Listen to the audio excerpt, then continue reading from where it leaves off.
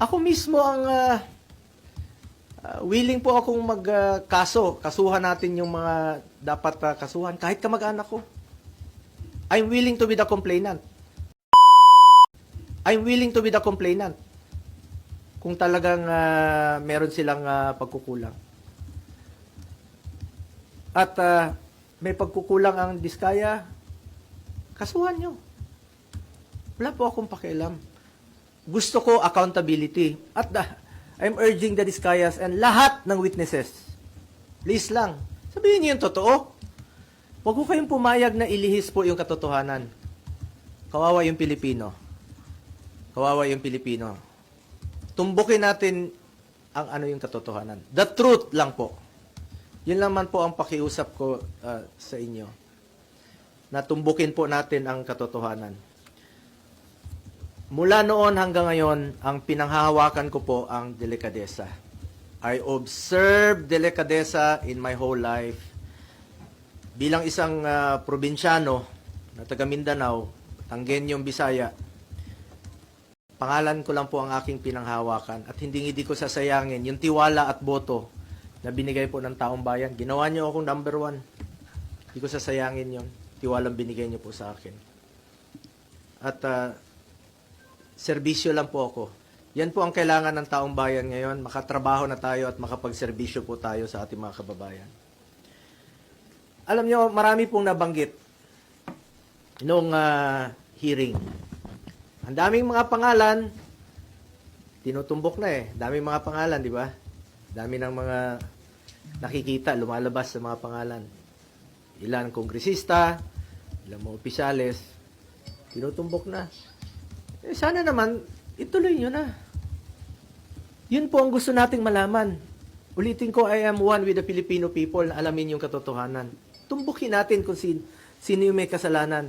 Yung flood control ang issue dito. Yung ghost projects ang issue dito. Yung mga substandard projects ang issue dito. Mga anomalous projects ang issue dito. Panagutin natin ang dapat managot. Huwag tayong lumihis. Ano to? May cover up? Ano to? Para ilihis yung atensyon sa totoong may kasalanan? Totoo lamang po. I am for accountability. Dapat panagutin po ang dapat managot. Please lang, nakikiusap po ako, let's make those responsible. Let's make them accountable for all this mess. Panagutin po natin ang dapat panagutin. Balikan ko lang po yung sa Senado. Dami na pong na-mention. Dami pong na-mention about the Diskayas. Umabot na nga tayo sa Ilocos Norte na merong proyekto doon. Umabot na sa NBI, may proyekto ang Diskayas. Eh, yan ang maaring naging negosyo nila, makipag-joint venture, magpagamit po ng lisensya. Eh, kung may kasalanan, panagutin niyo po. Panagutin nyo. Panagutin po natin. Hindi ko po kilala ang mga Diskaya. Wala po akong kinalaman sa kanila at wala po akong pakialam sa mga Diskaya. Kasuhan nyo. Eh kung kamag-anak ko kasama dyan, nag-joint venture sila, noong 2017, umatras na nga eh. Hindi panagutin natin. I'm willing to be the complainant. Walang problema doon. Willing po ako na isa ako sa magiging complainant. Huwag niyo po ipahid sa akin ang dumi para kayo ang pumuti. Huwag naman pong ganon. Panagutin natin ang dapat managot dito. At iisa po tayo ang ating layunin. Managot po ang dapat managot. Ang dami na pong nabanggit na kasama ng Diskaya, joint venture ng Diskaya. Yun ang imbestigahan. I am one with ICI. Secretary Vince ng DILG, I'm one with you. I'm one with the Ombudsman. Panagutin yan dapat panagutin. Kilala po ako ni Secretary Vince noon paano ako magtrabaho. At hindi po ako nakikialam bilang isang public servant. Noon, government employee, 2001, 1998 pa po, sa congressional office ni former President, former Congressman, former Mayor Rodrigo Duterte. Nang naging mayor siya, isa lang po ang pinakiusap ko noon. Sabi ko, pag pumasok yung kamag-anak ko sa government transaction sa City Hall, I will resign. Pag pumasok sila sa Malacanang noon, I will resign. Dahil I observed delikadesa. Pinapili ko noon. Pumasok kayo, alis ako. Yan lang po ang puhunan ko rito. Ulitin ko, delikadesa. Hindi ko po kontrolado ang negosyo ng sino mang kamag-anak ko. Ilang beses na po ako naging issue ito. 2018, bago mag-eleksyon, naging issue. Bago mag-eleksyon ng 2022, hindi naman ako tumakbo, naging issue ng 2021. Bago nag-eleksyon, 2025, kinasuhan ako ng 2024.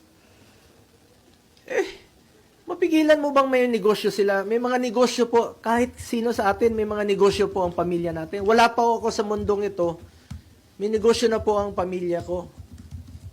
Ang tanong po dyan, nakialam ba ako, binigyan ko ba ng pabor ang aking kamag-anak? Hindi. Nakinabang ba ako sa negosyo nila? Hindi. Because I observed delikadesa. At hindi ko po babaguhin yang aking prinsipyo, yung delikadesa po. Kung may kasalanan sila, hindi ko naman mabigyan ng negosyo, kung anong mga negosyo pinasukan nila, uso po yung name dropping. Kahit sino nun, ilang beses ko nang sinabi rito sa hearing, pag ginamit yung pangalan namin ni former President Duterte, consider it denied. Kasi marami pong mga nag-name drop, nakakilala, magpa-picture na ganito. Walang katapusan po yan na issue. Habang nandito po kami sa gobyerno, walang katapusang issue po yan na gagawin sa amin. Kaya ako, inunahan ko na lang po. Meron silang nagsasabi na may magpa-file na naman next week ng kaso, katulad nung kinaso last year, kaso against itong sa pamilya ko na naman. Mapili ko ba yung kamag-anak ko? Kung pwede lang pumili ng kamag-anak, papalitan ko yung kamag-anak ko. Makapili ba tayo ng kamag-anak? Siguro hindi po titigil ito unless na lang palitan ko yung kamag-anak ko. Or, kunin ng Panginoon yung kamag-anak ko, yung tatay ko. Hindi po ako papayag na manghihimasok po sila sa trabaho ko. Ako po ay isang senador, hindi po ako negosyante, hindi po ako kontraktor. Tatrabaho lang po ako para sa Pilipino. Ngunit ang issue po rito ngayon ay sana po huwag malihis po yung katotohanan. Magulo po yan pag ililihis nila yung katotohanan. Nag-aantay po ang sambayan ng Pilipino. Hindi ko kilala yung Diskaya at let me repeat, hindi po ako nakikipag-usap ng any government contracts o government transaction.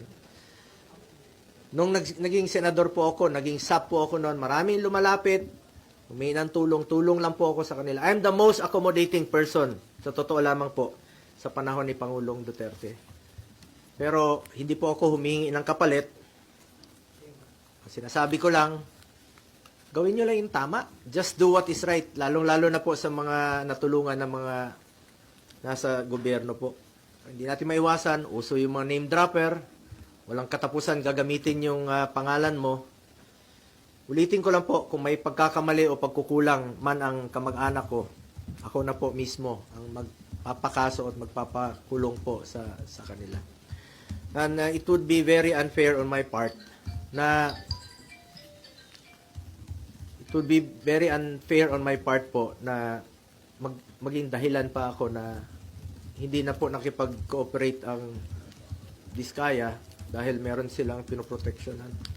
Ako na pong nananawagan muli, not only sa Diskaya, nananawagan po ako sa lahat ng witnesses. Diskaya, lahat ng contractors, magsabi kayo ng totoo. Magsabi kayo ng totoo. Tumbukin po natin yung talagang mastermind. Papunta na eh. Papunta na doon sa mastermind eh. Sa ICI, alam niyo sino yung mga mastermind. Tumbukin niyo po. Sa DPWH, sa Ombudsman, tumbukin niyo yung mastermind. Sino po yung mga nasa likod nito? Nagaantay po kami. Nagaantay ang Pilipino na meron pong mapanagot. Umaatras na ngayon. Paatras na ng paatras. Katapusin ko lang po. Uso kasi ngayon puputikan ka ng itim para sila ang pumuti. But I trust our people to see through the noise. I have stood by them through floods, fires, earthquakes, and the pandemic. I earned their trust not through words but through action. Serbisyo po ako at pagmamahal, pagmamalasakit sa Pilipino. At hindi ko po sasayangin yung tiwalang binigay niyo po sa akin. I will never walk away from them. Sa katotohanan lang po tayo, ang pakiusap ko lang po, sa katotohanan lang tayo. Lumabas po yung totoo muna. The truth lang po. Ilabas niyo po yung katotohanan. Yan po ang pakiusap ko sa ICI, Secretary Vince, at sa lahat po ng nag-iimbestiga. Doon lang po tayo sa katotohanan. Huwag na tayong paikot-ikot pa. Huwag natin ilihis ang katotohanan. Huwag niyo pong lokohin ang Pilipino. Tumbukin po natin ang dapat tumbukin. Anong kinalaman ko dyan sa 2017? Kung meron mga joint venture sila, please check. Imbestigahan nyo po. Panagutin nyo, kasuhan nyo. Willing po ako maging complainant. Kung may mga pagkukulang, willing po ako. Kesa naman papaikot-ikot pa natin. Kasi expect it na hindi lang po ito ang mangyayari. May mga gumagalaw na puwersa para iikot po yung katotohanan. Para hindi mapanagot. Nandun na Klarong-klaro na dito. Nag-imbestiga na tayo dito sa Blue Ribbon Committee. Marami nang lumalabas. Ang dami-daming mga kongresista na sila mismo ang kontraktor. Sila mismo. Congressman talaga na kontraktor. Yung kontraktor talaga. Sila mismo. Kung layo ko dyan, ang kinalaman ko dyan, pigilan mo ba magnegosyo yung mga tao, mga kamag-anak? Hindi natin mapigilan. Basta walang kalokohan. Ayaw ko po ng kalokohan. Ever since, ayaw ko po ng kalokohan. At nakikiusap lang po ako sa lahat, sa DPWH, sa Ombudsman, sana po'y maging fair. Tumbukin natin ang katotohanan. At sana naman po, wag naman po akong gawing dahilan na hindi mag-cooperate dahil merong tinatago at pinoproteksyonan. Ako na po ang nagsasabi. Ako po ang nagsasabi. Please lang, sabihin niyo po ang katotohanan. Katotohanan lamang po. Ilabas niyo po yung katotohanan. And let me repeat, hindi ko po kilala yung mga diskaya. Balikan ko yung joint venture na trabaho nila. Tingnan nyo kung tapos na. Kung napakinabangan naman ng taong bayan. Kung napakinabangan, may COA po. Trabaho ng COA yan to check kung tapos na po at napapakinabangan. At meron bang problema. Kung may problema, kasuhan nyo po. Please. Ako na po nagsasabi, kasuhan nyo po. Wala po akong kinalaman dyan. Wala po akong pakialam dyan sa kahit na anong negosyo. Naka-focus lang po ako sa trabaho ko bilang senador. Sir, there are claims that the Discayas might be protecting you. You already said you don't know them, but is there any reason they could be protecting you at this time? Sabi ko nga, sabihin nilang totoo eh. Ako na po ang nagsasabi sa Diskaya, sabihin niyo yung totoo. Kasi biglang nalihis yung objective dito, ang tinutumbok natin dito, sino yung mga buhaya? Tinutumbok natin sino yung mga buhaya talaga, malapit na eh. Lumalabas naman eh. Yun ang hanapin ninyo, panagutin nyo, kasuhan nyo. Eh ngayon, bakit kayo atras? Ang layo eh. Ang layo ng inatrasan nyo, parang cover up na ang nangyayari. Tumbukin ninyo yung mastermind. Ang issue dito yung flood control at yung mga ghost projects. Bakit aatras ka ngayon? Kaya ako nananawagan sa lahat ng mga witnesses, magsabi kayo ng totoo. Wala kayong dapat itago. At wala silang dapat proteksyonan sa akin dahil wala po akong kinalaman. Hindi ko naman sila kilala. Hindi naman po ako nag-i-involve sa any government transactions. Hindi po ako nakikialam dyan. Wala pong makakapagturo na may kinausap po ako, nakisali ako sa any government transactions. Senador po ako. Trabaho lang po ako dito, nagsiservisyo lang po ako sa taong bayan. At hindi ko nga sasayangin yung tiwalang binigay ko po. Hindi ko sasayangin tiwalang binigay nyo sa akin. Mas problema tayo ngayon, mas gugulo ang bayan pag ilihis nyo po ang katotohanan. Marami pong nag-aantay sa ngayon. Malaman yung katotohanan at matumbok ang may kasalanan at may pananagutan dito sa mga ghost project, dito sa mga flood control projects po. But sir, would you be willing to cooperate with DPWH, Ombudsman, ICI with the Sabi investigation ko nga, po? willing pa akong maging complainant eh. I'm willing na maging complainant kung meron po may kasalanan dito. Sabi ko, kahit kamag-anak ko, I don't care. Kung may kasalanan sila, kasuhan sila, ako pa maging complainant. Pag may pagkukulang sila, substandard, pagkukulang, panagutin sila. So, wag lang pong paatras yung investigasyon. Since ito kaya nagpapalipert po pala yung kanina. Binabalik yung malapit na. Alam naman ng taong bayan, sabi ko nga, paakyat na eh. Lumalabas na sa mga hearings dito, sa investigation. Alam naman natin kung sino yung mga nagpupondo, sino yung mga totoong mga contractor, sino yung mga involved sa anomalous projects.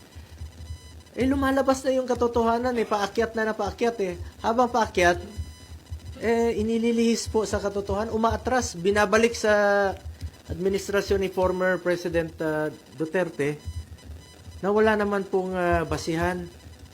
Hindi ko naman sinasabi na perpekto yung administration ni former President Duterte noon. Pag may nababalitaan siyang involved sa corruption, tinatanggal naman niya. Hindi ko sinasabing perpekto.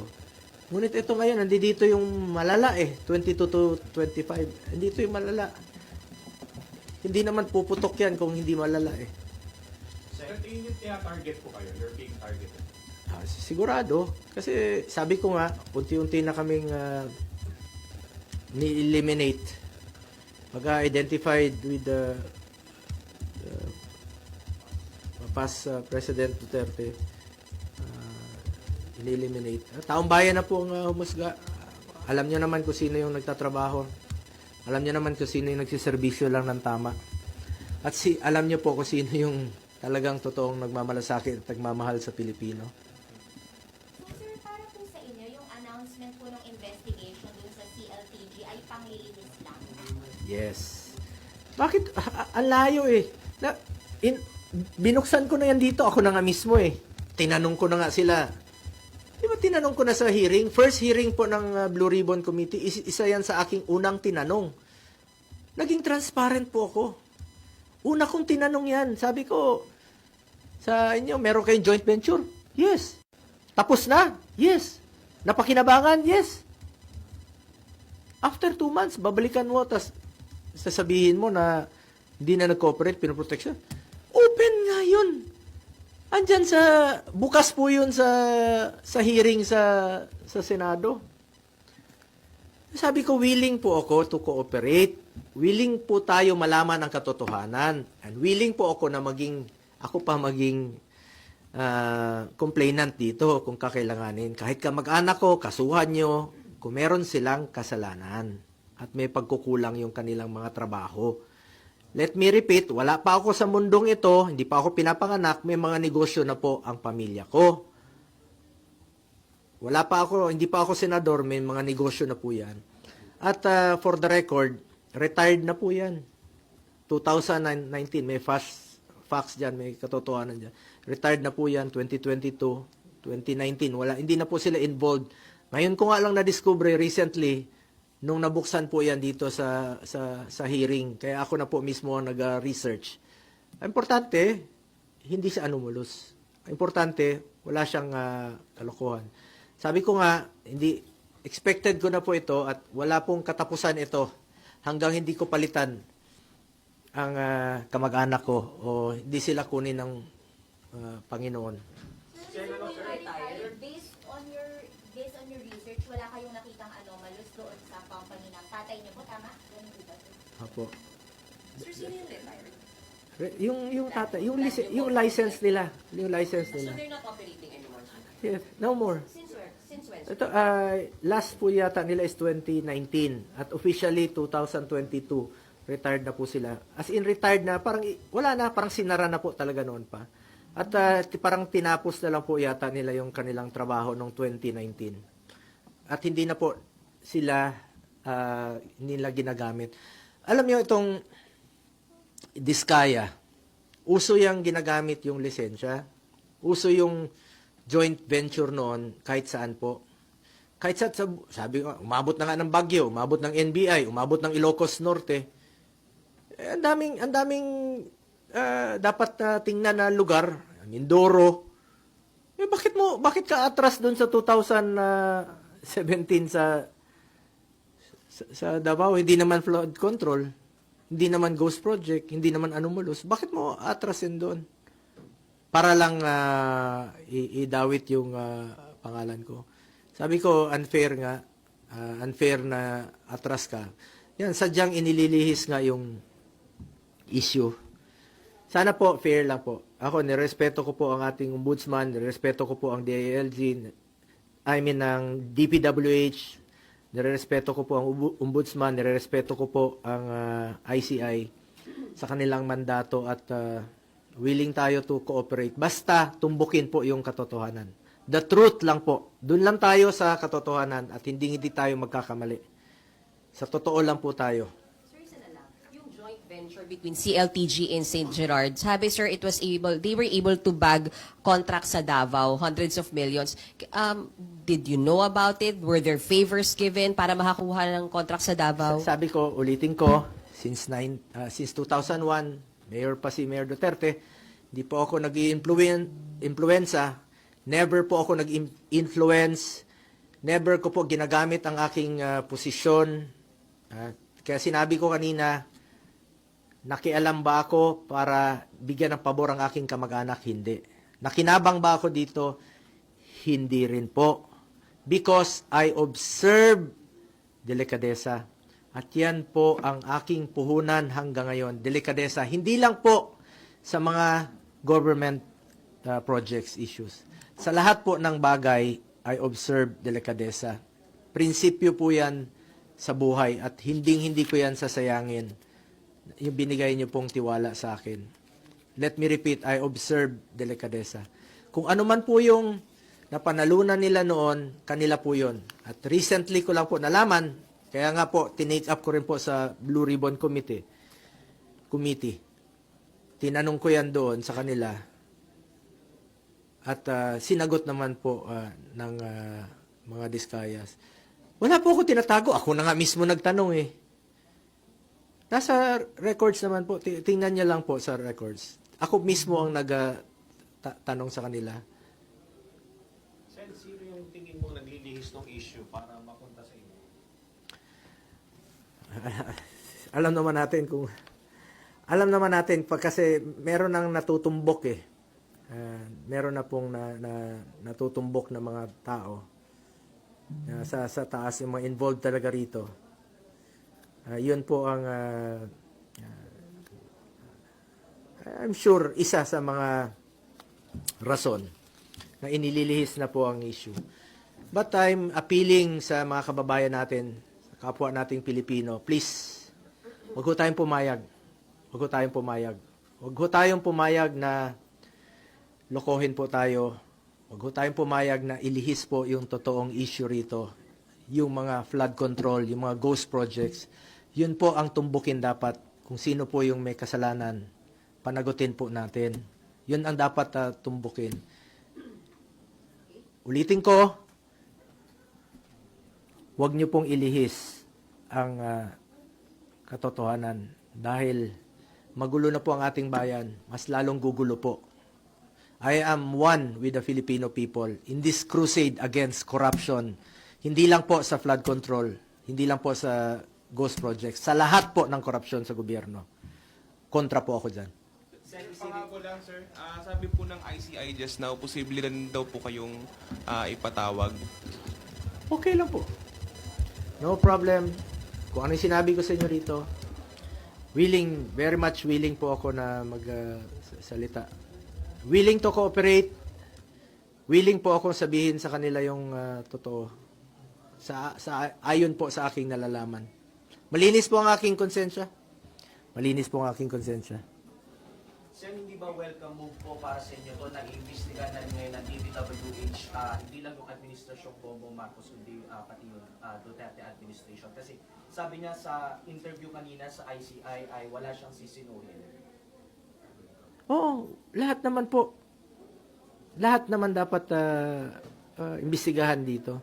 Ang ibig ko sabihin dito, tinutumbok na natin yung, dito yung malala mga recent na 2022 to 2025. Nandito po yung malalang korupsyon. Pero lahat naman dapat imbestigahan. Pwedeng balikan ng previous administration. Even before pa. Before President Duterte's time, pwede rin nilang imbestigahan kung meron pong anomalous. And sinusuportahan ko po yan. Katotohanan po ang gusto nating malaman po rito. The truth po, the truth. Salamat.